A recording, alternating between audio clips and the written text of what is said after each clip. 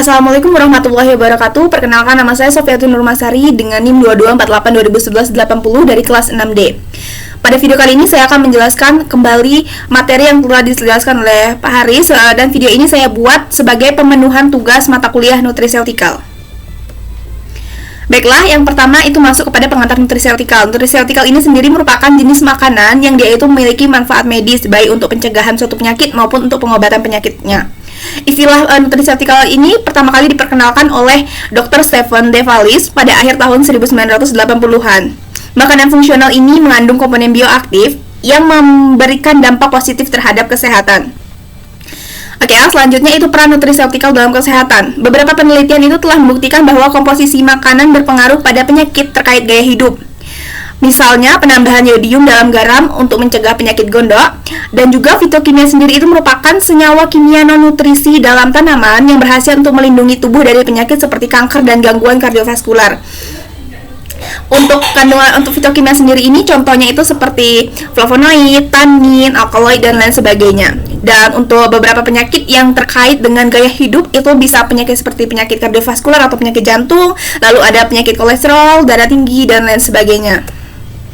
Selanjutnya, variabilitas dan genomika nutriseutikal. Efektivitas nutriseutikal itu dipengaruhi oleh beberapa faktor seperti faktor usia, jenis kelamin, dan juga lingkungan. Teknologi seperti mikroarray dan juga cDNA itu biasanya digunakan untuk memahami interaksi antara zat makanan dengan ekspresi genetik yang dapat membantu menjelaskan mekanisme kerja senyawa fungsional. Selanjutnya itu senyawa nutriseutikal. Beberapa senyawa aktif seperti EPA dalam minyak ikan itu mampu mengaktifkan reseptor sel, sementara senyawa flavin T dan kurkumin itu dia mampu untuk menargetkan sel tumor. Sementara vitamin C itu mampu menembus sawar darah otak, yang mana ini dapat berpotensi untuk membantu pengobatan Alzheimer atau pelupa pada orang-orang yang sudah lanjut usia, dan juga Parkinson. Kombinasi vitamin E, C, dan juga beta karoten itu dia mampu untuk menurunkan resiko aterosklerosis. Aterosklerosis sendiri ini merupakan penyakit penyumbatan di dinding darah arteri yang disebabkan oleh penyumbatan lemak, kalium, dan lain sebagainya. Selanjutnya itu ada fitokimia dan antioksidan. Fitokimia itu biasanya ditemukan pada buah dan sayuran yang berwarna cenderung lebih terang dan cerah karena kandungan kromofor dan senyawa seperti beta karoten dan alfa karoten yang merupakan prekursor vitamin A dan antioksidan kuat. Selanjutnya, likopen itu memiliki kemampuan tinggi untuk menangkal radikal bebas, melindungi sel, dan juga kerusakan oksidatif. Di mana kandungan likopen ini biasanya banyak ditemukan pada buah tomat. Oke, next, carotenoid lainnya. Lutein dan zeaxanthin itu ditemukan dalam sayuran hijau yang penting untuk kesehatan mata dan juga menangkal stres oksidatif. Dan astaxanthin itu biasanya digunakan untuk terapi penyakit degeneratif seperti nyeri otot dan juga untuk mengatasi keriput atau penuaan. Antioksidan itu diperlukan oleh tubuh untuk melawan radikal bebas secara internal maupun juga eksternal.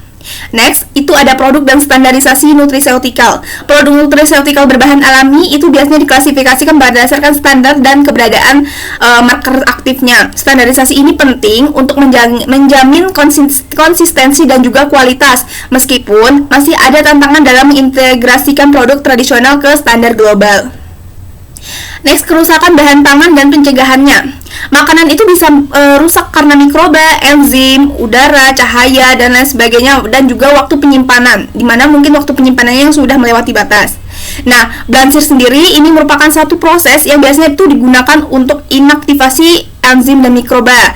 Secara singkatnya, blansir ini dia digunakan untuk memperbaiki kerusakan bahan pangan tersebut akibat mikroba dan juga enzim dan lain sebagainya. Perlakuan panas pada blansir dengan suhu tertentu pada makanan seperti jus dan susu dan bir ini biasa digunakan untuk menjaga keamanan bahan pangan. Baiklah, sekian presentasi dari saya. Bila ada kesalahan, mohon maaf. Wassalamualaikum warahmatullahi wabarakatuh.